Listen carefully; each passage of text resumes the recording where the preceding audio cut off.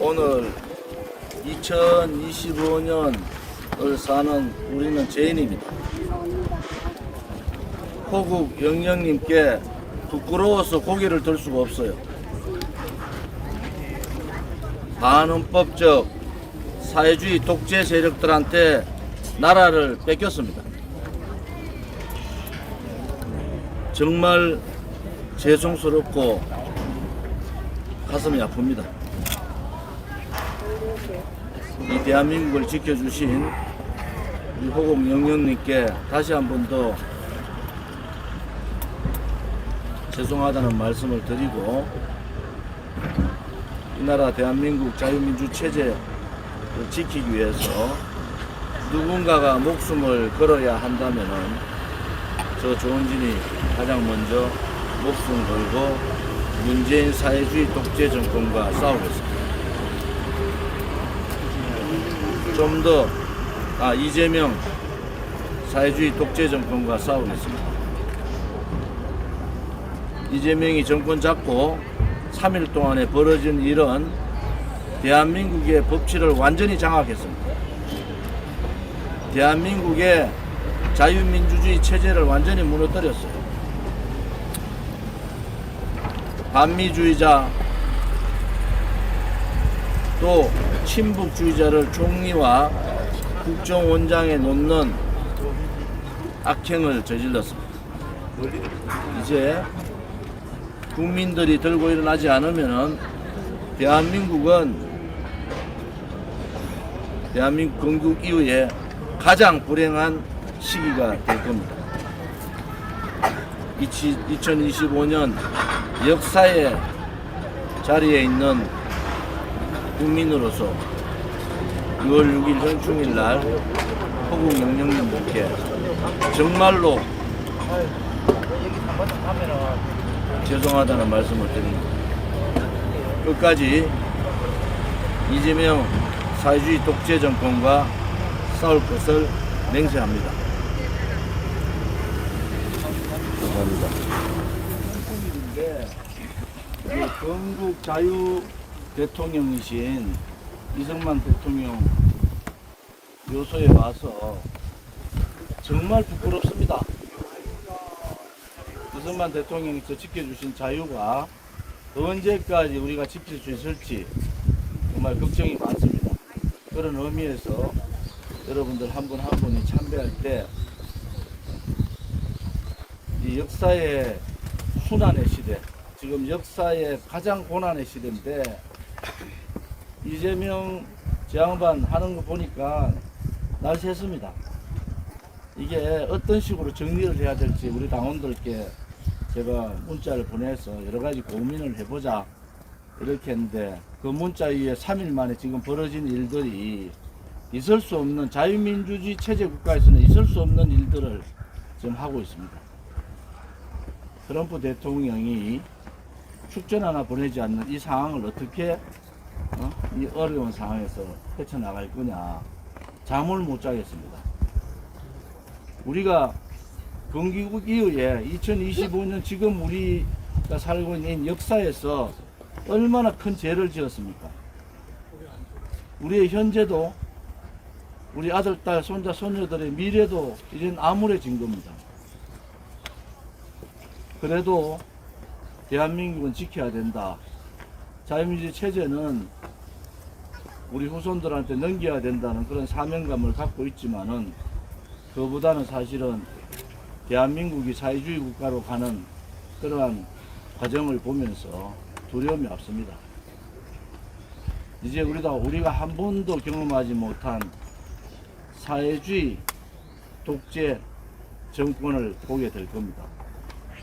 오늘 현충탑, 특히 건국 대통령, 이승만 건국 대통령, 대한민국의 자유민주 체제를 만들어주신 분한테 부끄러움도 있지만 여러분들의 각오가 필요할 것 같습니다. 한 분 한 분이 우리가 10년째 이 현충일을 이렇게 기리고 있는데 오늘같이 마음이 무거운 적이 한 번도 없었습니다. 오늘 여러분 한 분 한 분이 마음에 그러한 무거움을 가지고 참배에 이르기를 바랍니다.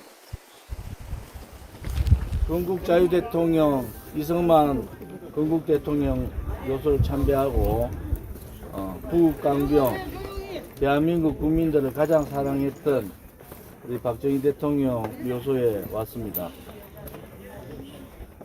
좌파들이 소위 이재명을 비롯한 좌파들이 이승만 대통령의 건국과 박정희 대통령의 부국강병을 얘기하면은 거부를 이것을 뛰어넘어야 됩니다. 오늘 김문수 후보하고 좀 이따가 우리 파파존 선생님이 이제 제가 김문수 후보 압수하고 얘기하는 걸 다 찍었을 텐데 김문수 후보가 그 얘기했어요. 좌파들 프레임에 건국 대통령을 얘기하고 박정희 대통령을 얘기하면은 극으로 모는 좌파 프레임을 벗어나야 된다. 그러면은 국민의힘은 김문수 후보보다는 조은진이가 좀 더 중도 아닌가요?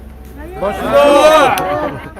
그래 따지면은 소위 말하는 41%의 국민들은 다 극우 후보를 지지한 겁니까? 이제 좌파 프레임에 넘어가면 안 됩니다. 그것은 뭐냐? 소위 지금까지 국민의힘에서 중도라고 얘기하고 있는 사안을 갖고 있는 겁니다. 우리는 저도 국회의원을 3번 했잖아요. 홍준표 같은 정치인도 처음 보고 한독수 같은 약한 사람도 처음 보고 한동훈 같은 비열한 사람도 저는 정치 29살부터 정치를 해가지고 제가 지금 65이니까 한 번도 못 봤습니다. 맞습니다. 이런 정치를 한 번도 못 봤어요. 그건 뭘 의미하느냐? 자기들 정치를 한다는 거예요. 우리가 그렇게 우리 공화당 당사에 있는 이승만 건국 대통령은 나라를 위해서 자유민주주의를 위해서 목숨을 바쳤고 박정희 대통령께서는 이 어려운 국민들의 삶을 어떻게 하면 먹고 살게 해야 될 거냐. 그 소위 말하는 좌파들의 그러한 공격에도 그 길을 가셨던 분이잖아요. 그것은 굉장한 희생과 용기가 필요한 겁니다. 우리 공화당이 지금 9년째 아스팔트에서 싸우는 것은 문재인 정권하고 목숨 걸고 저희도 5년 싸웠어요. 그리고 윤석열 대통령과 한동훈이 여러 가지 트러블이 있을 때 우리가 현수막에 뭐라고 했었어요? 윤통하고 윤 대통령하고 한동훈 제발 좀 잘해달라. 이번 6.3 대선을 보면서 정치인들이 잘못한 거잖아요. 정치인들이 잘못한 것을 국민들이 그것을 다 국민들이 고통스럽게 가져야 됩니까? 감옥 가야 될 이재명이가 대통령이 되고 저는 이 불의가 그래 오래 가지 못할 거라고 봐요. 맞습니다. 대한민국은 그렇게 간단한 나라가 아닙니다. 맞습니다. 김종석 같은 자가 김민석 같은 반미주의자가 총리를 하고 김민석은 지금 미국에 들어갈 수 있는지 없는지 비자가 있는지 없는지도 모르겠어요. 못 갑니다. 이종석 같은 친북주의자가 국정원장을 한다. 말도 안 됩니다. 그동안 그렇게 국민이 반대했던 특검 다 통과시키고 자기 방탄을 위한 법안도 다 통과시킬 그런 상황입니다. 이것은 독재를 하기 위한 과정이에요. 우리가 한 번도 경험하지 못한 붉은 사회주의 독재를 이제는 경험하게 된다. 결국은 국민이 투표에 참여 안 하던 국민이 선동 조작에 넘어가던 그 결과는 참혹하다.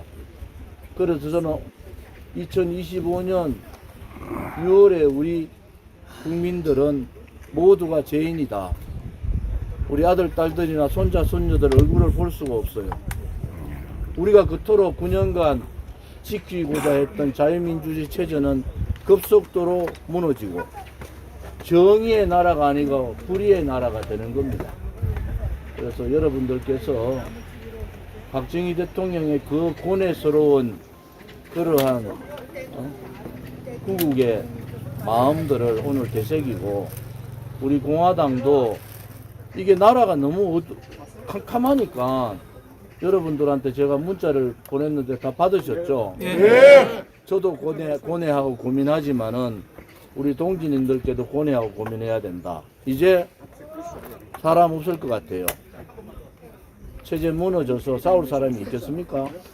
아마 김문수하고 조원진이 둘 사람을 지지하고 따르는 사람 말고는 없을 것 같아요. 맞습니다. 그래서 조금 전에 내가 김문수하고 기자회견 할 때 악수를 하고 우리 공화당 동지들한테 너무 고생했고 감사하다 이런 말씀을 하셨고, 뭐 정확하게 기억 안 나는 저는 이대로 무너질 수는 없다.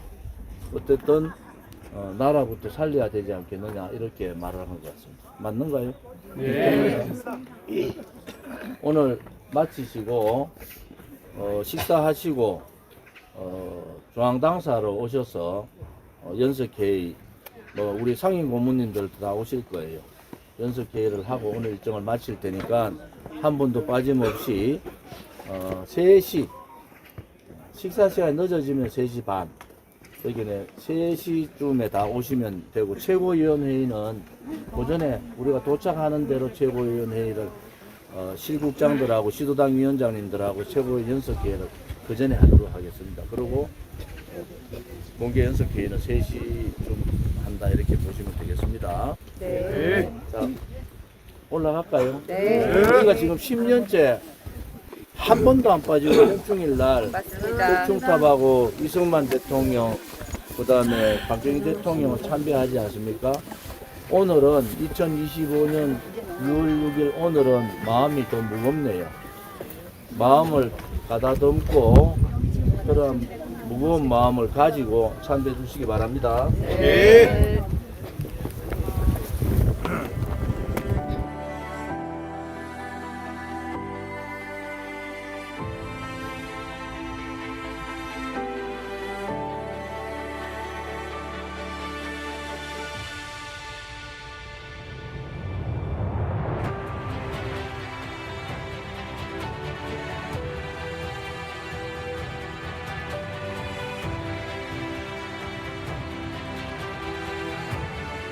순국 선열과 호국영령 그리고 나라를 지키기 위해 충성하신 모든 분들을 기억하는 날입니다. 일도 문명